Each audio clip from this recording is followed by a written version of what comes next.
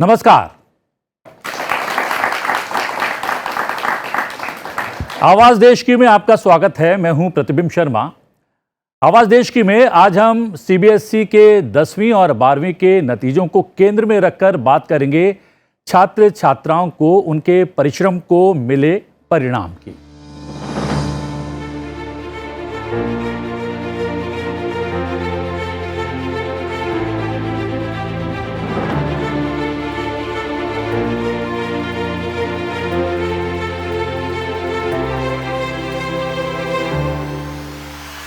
आगे बढ़ने से पहले सीबीएसई के 10वीं और 12वीं परीक्षा परिणाम पर एक नजर डाल लेते हैं।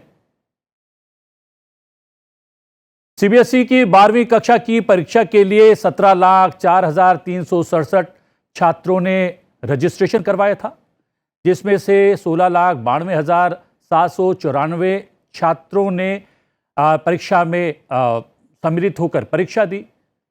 कुल 14,96,307 विद्यार्थी परीक्षा में उत्तीर्ण भी हुए। उत्तीर्ण रहने वाले छात्रों का प्रतिशत 12वीं में रहा 88.39%। वर्ष 2024 में 12वीं की परीक्षा में 87.98% छात्र पास हुए थे। 2025 में पास होने वाले छात्रों का प्रतिशत बढ़कर 88.39% हो गया है। 12वीं में लड़कियों के पास होने का प्रतिशत 91.64% रहा। लड़कों के पास होने का प्रतिशत 85.70% रहा। वहीं ट्रांसजेंडर छात्रों का पास होने का प्रतिशत 100% रहा। कक्षा 10 की बात करें तो 84 विषयों की परीक्षा में शामिल हुए 23,71,939 विद्यार्थी, 22,21,636 विद्यार्थी सफलतापूर्वक उत्तीर्ण हुए। 10वीं में कुल उत्तीर्ण हुए छात्रों का प्रतिशत रहा 93.66%। कुल 95% लड़कियां 10वीं में उत्तीर्ण हुई। कुल 92.63% लड़के भी उत्तीर्ण हुए। और ट्रांसजेंडर स्टूडेंट्स की बात करें तो 95% उत्तीर्ण हुए। हमारे साथ स्टूडियो में कुछ विशेषज्ञ हैं और एक 12th की टॉपर भी है, श्लोका उपाध्याय, जिसके 500 में से 499 अंक आए। ताली बजनी चाहिए इस बच्ची के लिए। पल्लवी उपाध्याय हैं, प्रधानाचार्य हैं Delhi public school RN extension Delhi की। आपका भी बहुत बहुत स्वागत है। रविंद्र गुप्ता जी हैं, प्रधानाचार्य हैं PG DAV कॉलेज सांध्य दिल्ली विश्वविद्यालय के। आपका भी बहुत बहुत स्वागत है। और स्वागत है 10वीं और 12वीं के छात्रों का जो अलग अलग स्कूल से यहां पर शामिल हुए हैं, उनका भी बहुत बहुत स्वागत है। और मैं बता देता हूं, विद्या विहार स्कूल नवीन शादरा के छात्र यहां पर मौजूद हैं, उनके लिए तालियां हो जाएं। ASN स्कूल मयूर विहार के छात्र यहां पर मौजूद हैं और नेशनल पब्लिक स्कूल साहिबाबाद के छात्र और छात्राएं भी यहां पर मौजूद हैं। श्लोका, कैसा लग रहा है जब से परीक्षा परिणाम आया है, रिजल्ट आया है? सर, एक तो थोड़ा सपना जैसा भी लग रहा है, क्योंकि 2-3 दिन से इतना ज़्यादा मीडिया अटेंशन और मतलब सारे वेल विशर्स और जो भी जान पहचान वाले हैं उनके कॉल्स आ रहे हैं, तो बहुत अच्छा लग रहा है। बट एक्सपेक्टेड नहीं था, तो मतलब बहुत अलग सी फीलिंग है ऑनेस्टली। परिश्रम को परिणाम, ये हमारा प्रोग्राम का टाइटल है। तो लग रहा है कि जो परिश्रम किया और कितना परिश्रम करना पड़ा, क्या अतिरिक्त समय देना पड़ा, या सामान्य रूप से जो स्टडी आप करती आ रही हैं बचपन से, उसी प्रैक्टिस को जारी रखा? 12th में एक्स्ट्रा मतलब अलग से थोड़े से एफर्ट्स तो डालने ही पड़े। नॉर्मली मैं स्कूल हर रोज़ जाती थी, तो ऐसा नहीं था कि स्कूल की छुट्टी लेकर घर पे पढ़ती थी। तो जो भी स्कूल में पढ़ाते थे, आके मैं हर रोज़ 2-3 घंटे ज़रूर पढ़ती थी एक्स्ट्रा, और सैटरडे संडेज़ को एक्स्ट्रा पढ़ती थी। बट ऐसा नहीं था जो कि काफ़ी सारे टॉपर्स कहते हैं कि हम 8-10 घंटे पढ़ते थे। जब बोर्ड का टाइम आ गया था तब पूरे दिन पढ़ना ही पड़ता था। तब मेरे हिसाब से सभी पढ़ते हैं उस टाइम पे तो। बट ऐसा नहीं था कि पूरे दिन पढ़ती थी या पूरे दिन पढ़ने से ही इतने मार्क्स आ सकते हैं। क्या बात है, तालियां हो जाए। पल्लवी जी, बड़ा प्राउड मोमेंट होता है एक स्कूल के लिए, और स्पेशली उस स्कूल की प्रिंसिपल के लिए। हमें श्लोका जैसे होनहार बच्चे पढ़ते हों, कैसा फीलिंग आया? देखिए, I think as Shloka said, हमें एक्सपेक्टेशन नहीं था। बच्ची बहुत मेहनती है, हर स्कूल शायद मेहनत करता है, हर बच्चा शायद बियॉन्ड लिमिट्स अपने आप को पुश करता है और हर स्कूल के टीचर्स भी शायद बहुत एक्स्ट्रा एफर्ट डालते हैं। बट हाँ, कोई 1, 2, 3 ही टॉपर्स या नेशनल अचीवर्स बनते हैं। वैसे मुझे नहीं लगता इसमें बहुत कोई बड़ा रॉकेट साइंस है। आई थिंक हम जितना एग्जैजरेट करते हैं उतनी बात ये है नहीं। बच्ची श्लोका उपाध्याय के बारे अगर मैं बताऊं, आई मीन हमारे साथ 10 साल से पढ़ रही है। इसकी कंसिस्टेंसी बहुत अच्छी रही है। She is been very consistent student. पढ़ाई बोलिए, एक्टिविटीज़ बोलिए, ये भी नहीं था कि वो उन्होंने एक्टिविटीज़ नहीं करी है। हर एक्टिविटी में पार्टिसिपेट करती थी, वो गाने में हो, डांस में नहीं थी। She use to participate in MUNs, debates, एड्यू इन्वेस्ट के जितने हम लोग कॉन्क्लेव्स करते थे कॉमर्स में, उसमें करती थी। दो she is from humanities background, तो इन्होंने अपने हैंड्स ऑन सब में करे हैं। और उसी बीच ये टाइम निकाल के पढ़ना is something which she has balanced out very well. So मुझे लगता है हर बच्चा अगर ये बैलेंस कर ले अपने पैशन को और एकेडमिक्स को, तो मेरे ख्याल से कोई बहुत बड़ी बात नहीं है। इट्स जस्ट दैट हमें टाइम मैनेजमेंट अच्छे से करना चाहिए। क्या बात। And I think it happens. और श्लोका के पेरेंट्स भी यहाँ पर मौजूद है, हैंड रेज करेंगे ज़रा, मास्टर में दिखाएं एक बार। मम्मी उधर है और फादर भी हैं, दोनों को हमने थोड़ा सा दूर दूर बैठाया हुआ है। फ्रेमिंग जो है वो बहुत इंपॉर्टेंट होती है इलेक्ट्रॉनिक मीडिया में। रविंद्र गुप्ता जी हैं, प्रधानाचार्य हैं PGDAV कॉलेज इवनिंग के, दिल्ली विश्वविद्यालय के। आपको भी शायद अपने 10th और 12th के समय का जो है ध्यान आ रहा होगा। मैं बता देता हूँ कि PGDAV इवनिंग के प्रिंसिपल होने के साथ साथ 12th क्लास में शायद आप पूरे दिल्ली में 4th आए थे। जी, आपने ठीक जानकारी दी है और आपने कहा तो वो पुराने दिन याद आ रहे हैं। और 10+2 का हमारा फर्स्ट बैच था, तो 12th क्लास में पूरी दिल्ली में मेरी 4th रैंक थी। उस समय न्यूज़पेपर्स में पूरी लिस्ट आती थी, तो अच्छा लगता है जब इस तरह की अचीवमेंट होती है। और अभी जैसे आप बात कर रहे थे बच्ची से, तो मेहनत और कंसिस्टेंसी के साथ साथ, इन सब चीज़ों के साथ साथ मैं एक बात और जोड़ना चाहता हूँ, वो है हमारे पेरेंट्स और टीचर्स की ब्लेसिंग्स। उनके बिना कोई भी सक्सेस कभी भी नहीं मिलती है। तो इन बच्चों को मैं ज़रूर कहना चाहूँगा कि इस एक बहुत बड़े फैक्टर को कभी भी इग्नोर ना करें। मेहनत करनी है, लगन से पढ़ना है, कंसिस्टेंसी होनी है। और ईश्वर ने जो हमें टैलेंट दिया है, शार्प ब्रेन के हैं तभी हम इस मुकाम पर पहुँचे हैं ना। लेकिन ये सब चीज़ें कई बार सेकेंडरी हो जाती हैं यदि पेरेंट्स और टीचर्स और ईश्वर का आशीर्वाद हमारे साथ नहीं है, तो उसको भी साथ लेकर हमें जरूर चलना चाहिए। यहाँ मैंने जैसा अभी परिचय में ही बताया कि 3 अलग अलग स्कूल के स्टूडेंट्स यहाँ पर मौजूद हैं और यहाँ पर भी उन स्कूल्स में भी हाई स्कोरिंग स्टूडेंट यहाँ पर मौजूद हैं। 12th में एक बच्ची है, बेटा अपना परिचय दो। मेरा नाम भव्या सचदेवा है और मैं एसन सीनियर सेकेंडरी स्कूल की छात्रा हूँ। मेरे 12th में 96.2% आई है और इसका श्रेय मैं अपने पेरेंट्स एंड माय टीचर्स दोनों को देना चाहूँगी, क्योंकि ये मैं अकेली नहीं कर पाती। और अगर हम आपको श्रेय देना चाहें इस स्कोर का? मुझे भी श्रेय जाता है पर मुझसे ज़्यादा मेरे पेरेंट्स और टीचर्स ने मेहनत करी है, मुझे ऐसा लगता है जी। क्योंकि सिलेबस पढ़ना नहीं होता, उस प्रेशर को हैंडल करना ज़्यादा इम्पॉर्टेंट है जो एग्ज़ाम्स के दौरान होता है। श्लोका से जैसा मैंने पूछा कि क्या जो प्रैक्टिस आपकी बचपन से थी पढ़ने की, उसी को आगे बढ़ाया या फिर 12th क्लास के लिए थोड़ा सा गियर चेंज किया? आपके साथ क्या हुआ? 12th क्लास में ऐसा तो कुछ एडिशनल नहीं किया, पर लेकिन हाँ ये था कि मैं एंट्रेंस की भी प्रिपरेशन कर रही थी, तो उसके साथ हो जाता था क्योंकि सिलेबस लगभग सेम था। पर मेरी कभी भी आदत नहीं रही है कि मैं पूरा दिन पढूं, वो हो भी नहीं पाता किसी से। हाँ, बट कंसिस्टेंटली 4-5 घंटे तो रोज़ का था मेरा पढ़ने का। वाह। इधर 10th क्लास के भी कुछ बच्चे हैं, उसमें एक बच्चा है हाई स्कोर लिया है। बेटा?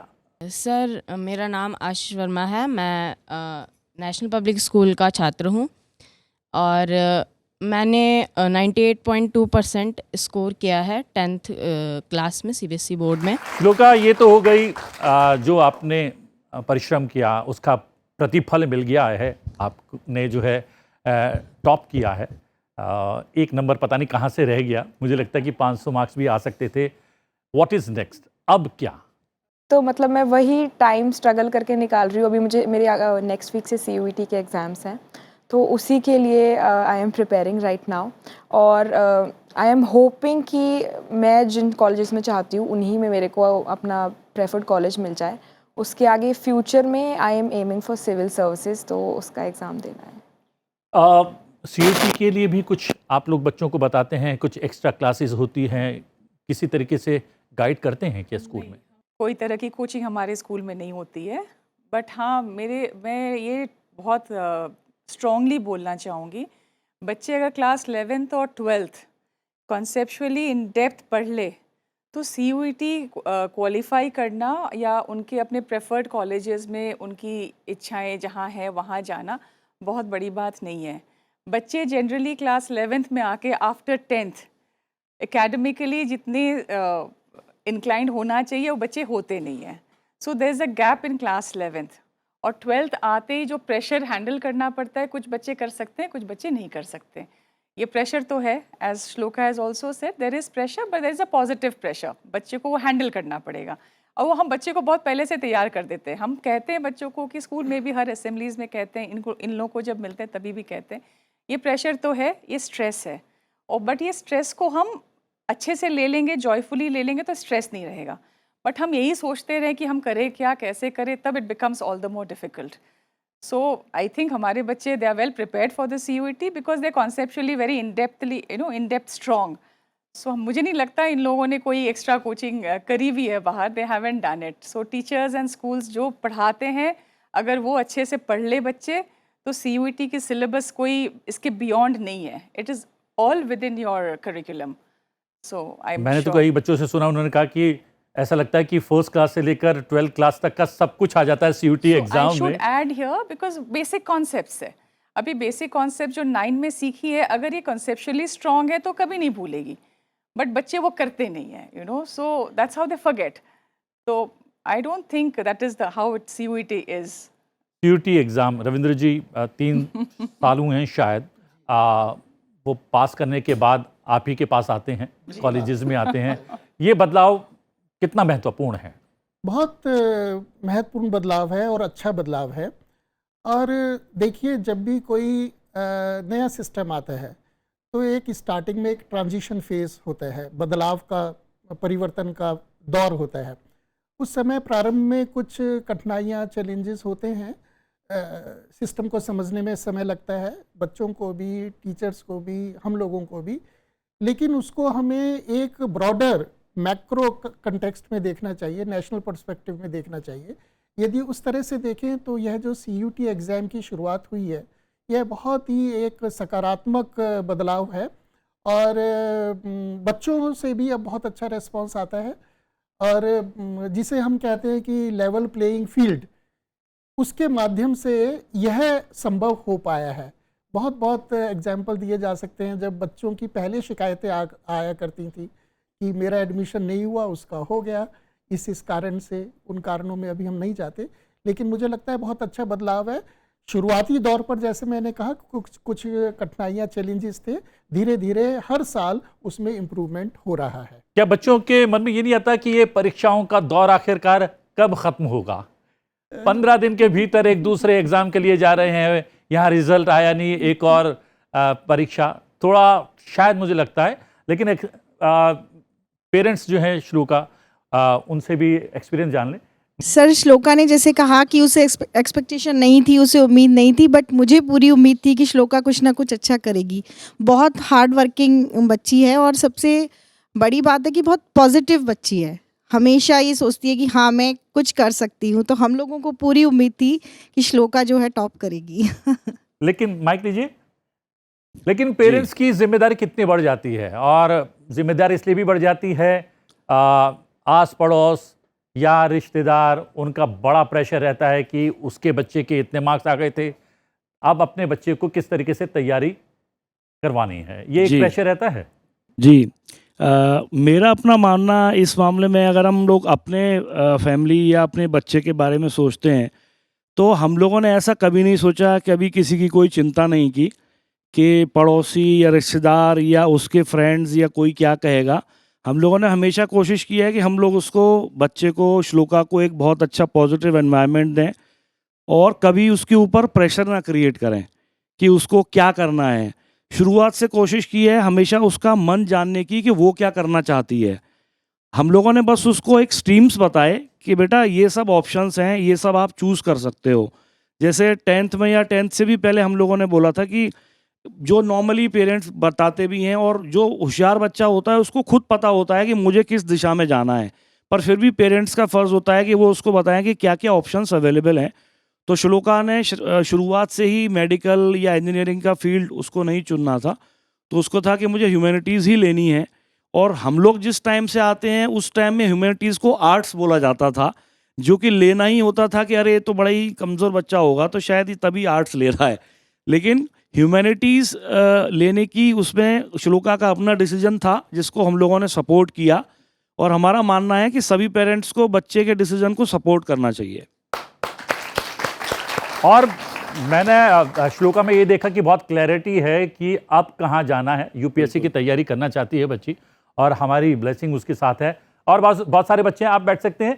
और बहुत सारे बच्चे हैं जो अपना एक्सपीरियंस शेयर करना चाहें। नमस्कार, मेरा नाम भवलीन कौर है और मेरे 10वीं बोर्ड में 97.6% आए हैं। और मैंने बचपन से लेके आज तक मैंने कोई ट्यूशन नहीं ली। ये पूरा मेरी सेल्फ स्टडी, मेरे पेरेंट्स और मेरी टीचर्स की ही मेरे पे ब्लेसिंग्स रही हैं, जो मैं इतने अच्छे नंबर स्कोर कर पाई हूँ बिना किसी एक्सटर्नल हेल्प के। सिर्फ ब्लेसिंग है या आपने? ब्लेसिंग्स है, टीचिंग्स भी हैं और उनकी मोटिवेशन भी रही है। नहीं, जैसे अभी बहुत सारे बच्चे आपको देख रहे होंगे, हाँ जी। सपोज 9th क्लास से जो 10th क्लास में अब आए हैं, वो अब जानना चाहेंगे कि आप किस तरीके की स्टडी करती थी, कितना टाइम देती थी और कैसे इतने सारे मार्क्स आ गए। वो जर्नी थोड़ी सी ब्रीफ कीजिए। मैं 10th में रेगुलर रही हूँ। मैंने क्लास में ही पढ़ा है, जो भी पढ़ा है। टीचर्स ने ही मुझे जो पढ़ाया मैंने वो ही पढ़ा है। और बाकी डेली, मतलब एक भी दिन छोड़ना नहीं है, उसमें घर आके हमेशा रिवाइज करना है जो स्कूल में हुआ। और ऊपर से और कोई बच्चा जल्दी से दे दो आगे। नमस्ते, मेरा नाम दीवा रतन है। मैं ASN की स्टूडेंट हूँ। मेरी ह्यूमैनिटी स्ट्रीम की स्टूडेंट हूँ मैं। मेरे 94.8% आए थे 12th बोर्ड्स में। एंड आई थिंक कि 12th बोर्ड्स कोई बहुत बड़ी बात नहीं है, बट स्टिल बहुत बड़ी बात तो नहीं है। बट पेरेंट्स और टीचर्स कभी कभी बच्चों पे बहुत ज़्यादा प्रेशर डाल देते हैं, पर सपोर्ट भी वही करते हैं। तो आई थिंक कि कोई भी बच्चा है उसे इतना प्रेशर अपने ऊपर फील नहीं करना चाहिए। आपको जो करना है आप वो करो। आपको जितने परसेंटेज में आप खुश होगे उतने पे फोकस करो। ये नहीं सोचना चाहिए कि 4 लोग क्या सोचेंगे, 4 लोग हमसे क्या उम्मीद करते हैं। हमें वो नहीं लाना चाहिए। जो आप जिस चीज़ में खुश हो आपको वो करना चाहिए। ये बैक बेंचर्स ही सबसे ज़्यादा जो है अपनी एक्सपीरियंस को शेयर कर रहे हैं। आगे भी कुछ बच्चे बोलना चाहेंगे, माइक दे दें आगे। मेरा नाम अंश प्रताप शुक्ला है। मैं विद्या विहार विद्यालय से हूँ और मैं ये कहना चाहता हूँ कि मेरा 10th क्लास में 94.4 परसेंटेज आई है इस बार 2024-25 में। और मैं कहना चाहता हूँ कि स्टूडेंट्स को प्रेशर ज़्यादा नहीं लेना चाहिए। कंसिस्टेंटली पढ़ाई अगर करेंगे तो मार्क्स आ जाते हैं। कई बार टीचर्स पे भी डिपेंड होते हैं, मार्क्स चेकर्स पे भी डिपेंड होते हैं, तो हम प्रेशर ले लेते हैं अपने ऊपर कि नहीं मार्क्स नहीं आए। तो मेरा भी बहुत ज़्यादा नहीं आया है मेरे हिसाब से, पर फिर भी मैं सेटिस्फाइड हूँ। ये जो अच्छे बच्चे होते हैं पल्लवी जी, उनके लिए बड़ा आसान होता है कहना कि प्रेशर नहीं लेना चाहिए। जो बच्चे बहुत ज़्यादा ब्राइट नहीं होते हैं, पढ़ना चाहते हैं, कुछ बनना भी चाहते हैं, लेकिन उस तरीके से वो तैयारी नहीं कर पाते। शायद क्षमता अलग अलग होती है हर व्यक्ति की, हर बच्चे की क्षमता अलग होती है। उसके लिए क्या कुछ आप लोग मेरे करते हैं? ख्याल से हर बच्चे की क्षमता अलग होती है। आपने कह ही दिया, मुझे और रिटेरेट नहीं करना है। I heard children stating that teachers की प्रेशर बनती है हम पे या पेरेंटल प्रेशर बनता है। We have a parent with us and I am her principal, so I know if parent situation is positive, घर की environment positive है और parents aware हैं कि हम बिना pressure दिए भी काम हो सकता है, things work out very easy. Number 1। Number 2, teachers का प्रेशर देना मैं नहीं मानती प्रेशर दे रहे हैं। देखिए बेटा, बच्चे अगर आप नहीं पढ़ोगे तो टीचर्स ही आपको पढ़ाएंगे, करेक्ट ना? वो हम लेते कैसे हैं, how are we perceiving it, that is very important. अगर हम ये सोचें कि ये प्रेशर है, डेफिनेटली प्रेशर है। अगर आप ये सोचें कि टीचर्स अगर हमें आज नहीं पकड़ेंगे तो हम आगे नहीं कर पाएंगे, तो वो प्रेशर नहीं बनता। That is hand holding and that is a support that the teachers are giving you. So हर बच्चे की जो क्षमता है या हर बच्चे की पोटेंशियल है, of course it is different. हर बच्चा नेशनल टॉपर नहीं बन सकता, हर बच्चा 90% भी नहीं ला सकता। देर आर चिल्ड्रन जो कंपार्ट भी आते हैं और देर आर चिल्ड्रन देर 65% में भी रुकते हैं। पर शायद वो पढ़ाई ना बहुत अच्छा कर रहे हो, बट कुछ और अच्छा कर रहे हो। So I think as a principal I feel academics is important, very important to get into good universities. We have a principal sitting here. CUET is very important, but हम अपने आप को underestimate ना करें। हम ये बिलीव रखें कि अगर हम 75% ला रहे हैं तो I am capable of 75% and there is nothing bad about it. वो कोई बुरी बात नहीं है बेटा कि आप 75% के केपेबल हो और आपकी पोटेंशियल उतनी ही है। May be you are good at something else जो आपको एक्सप्लोर या आपने करा नहीं है या आपके स्कूल ने आपको आइडेंटिफाई नहीं किया है। देखिए, स्कूल का बहुत बड़ा रोल रोल स्कूल प्ले करता है। श्लोका, एक बात, एक फिल्म में डायलॉग था आमिर खान की फिल्म में डायलॉग था कि दोस्त फेल हो जाता है तो दुख होता है और टॉप करता है तो और ज़्यादा दुख होता है। तो आपके साथ बहुत सारे स्टूडेंट होंगे जो आपको चाहते होंगे, आपसे बहुत अच्छे रिलेशन होंगे, लेकिन वो कमोबेश थोड़ा सा पीछे रह जाते हैं। उनके लिए क्या कहना चाहेंगे? सर ऐसे मतलब मेरे खुद के ऐसे फ्रेंड्स भी हैं जैसे कि उनके 93-94% आए, पर उन्होंने ज़्यादा एक्सपेक्ट किए थे। सो मैं तो मतलब इतने मार्क्स लाके भी मैं यही कहूँगी कि ऐसा नहीं है कि इतने मार्क्स लाके आपकी लाइफ एंड हो रही है, यहाँ पे आपकी जर्नी ख़त्म हो रही है, अब बस लाइफ वो हो गई। अभी आपका वो स्टार्ट हुआ है, आपके इतने आए हैं या आपके 75 भी आए हैं, फिर भी आपकी जर्नी अभी स्टार्ट हुई है। आई थिंक 12th के बाद तो आप दुनिया में बाहर जाना शुरू करते हो, क्योंकि 12th तक तो एक ही वर्ल्ड होता है। आप ट्यूशन जा रहे हो, स्कूल जा रहे हो, घर जा रहे हो। आई थिंक जब बाहर निकलना शुरू करते हो तब अपॉर्चुनिटीज़ खुलती हैं, तो चाहे वो पेरेंट्स हों, चाहे वो बच्चे हों, चाहे वो टीचर्स भी क्यों ना हो। आई थिंक मार्क्स लाने से पहले तक ही होती है वो चीज़। आ गए उसके बाद एक दिन सेलिब्रेशन करो, एक दिन थोड़ा परेशान हो, उसके बाद मेरे लिए भी यही है कि I also have to move on. Interviews थोड़ी पूरी ज़िंदगी चलते हैं। मैंने एक अभी कार्टून देखा था, जब रिजल्ट आया दिखा रहे थे कि 10th क्लास बिल्कुल सरपट गाड़ी जा रही है, 12th क्लास बिल्कुल सरपट गाड़ी जा रही है, ट्रैक बिल्कुल क्लीन साफ़ है। 12th के बाद जंबल शुरू होता है, ट्रैक चेंज होता है। वो कितनी बड़ी चुनौती है बच्चों के लिए, उन बच्चों के लिए भी जो बहुत ज़्यादा ब्राइट नहीं है लेकिन अलग अलग क्षेत्रों में बहुत अच्छा कर रहे हैं, कर सकते हैं। उन लोगों के लिए भी, उन स्टूडेंट्स के लिए भी जो बहुत ब्राइट हैं, टॉपर हैं, बहुत ज़्यादा मार्क्स लेकर आ रहे हैं, लेकिन क्या करें, वो एक दुविधा है।